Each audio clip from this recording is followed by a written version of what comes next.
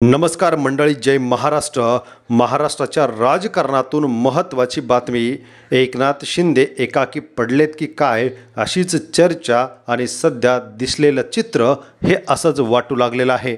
नक्की घडलंय काय जाणून घेऊया याच व्हिडिओच्या माध्यमातून। व्हिडिओ शेवटपर्यंत बघा, चॅनलला सबस्क्राईब करून व्हिडिओला लाईक करून शेअर करा।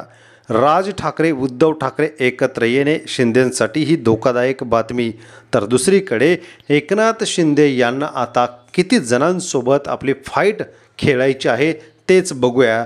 एकीकडे उद्धव ठाकरे, दुसरीकडे राज ठाकरे तर स्वतःच आपल्या सोबत सरकारमध्ये आणि ज्यांना सरकारमध्ये आणण्याचं काम केलं ते भारतीय जनता पक्ष। अजित पवारांना जवळीक या ठिकाणी भाजपने दिलेली असताना एकनाथ शिंदे यांना मात्र साईड कॉर्नर केल्याचं समोर येऊ लागलेलं आहे। एकनाथ शिंदे आणि अजित पवार यांचेच मंत्री टार्गेट होऊ लागलेले आहेत। तर दुसरीकडे एकनाथ शिंदे यांच्या दिल्ली दरबारी मांडलेल्या कैफती सुद्धा या ठिकाणी उपयोगी पडलेले नाही आहेत। एकनाथ शिंदे यांनी जेव्हा शिवसेना पक्ष सोडला तेव्हा अजित पवारांवरती टीकास्त्र टाकूनच त्यांनी बाहेर पडायचा निर्णय घेतला होता। मात्र त्याच अजित पवाराला वर्षभरातच भारतीय जनता पक्षाने सरकारमध्ये सामील करून घेतले आणि शिंदेंना एकाकी पाडण्याचा डाव हा पुन्हा एकदा दिसू लागला। यात दिल्ली दरबारी या ठिकाणी दोन महत्त्वाच्या घडामोडी घडल्या, मात्र त्या या ठिकाणी भारतीय जनता पक्षाने फेटाळून लावलेल्या आहेत। नक्की दिल्लीमध्ये घडले काय तेच जाणून घेऊया।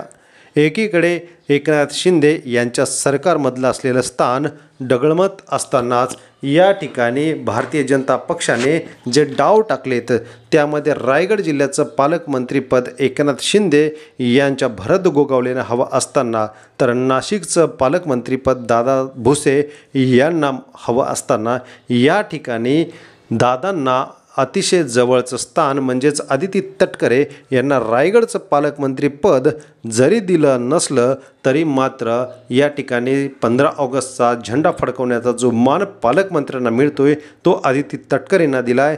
तर नाशिकचा वाद असताना तो दादा भुसेंऐवजी या ठिकाणी गिरीश महाजन यांना दिलेला आहे। म्हणजेच अमित शहाने दिल्ली दरबारी कैफियत मांडली, फडणवीसांची तक्रार केली, सरकारमधले काय चाललंय आणि कोणते निर्णय आपण घेऊ शकत नाही याची कैफियत मांडली। मात्र सर्व काही असताना पुन्हा एकदा त्यांच्या या मागणीला केराची टोपली दिली की काय असंच दिसून येत आहे।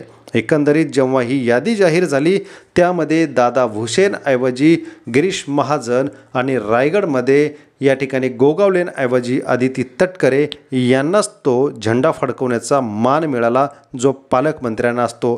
पालकमंत्र्याचा हा वाद एकनाथ शिंदे आपल्या सहकाऱ्यांना पालकमंत्रीपद देऊ शकत नाहीत, अजित पवारांमुळे ह्या सगळ्या गोष्टी होत आहेत असाही सूर एकनाथ शिंदे यांच्या सेनेमध्ये दिसून येतोय।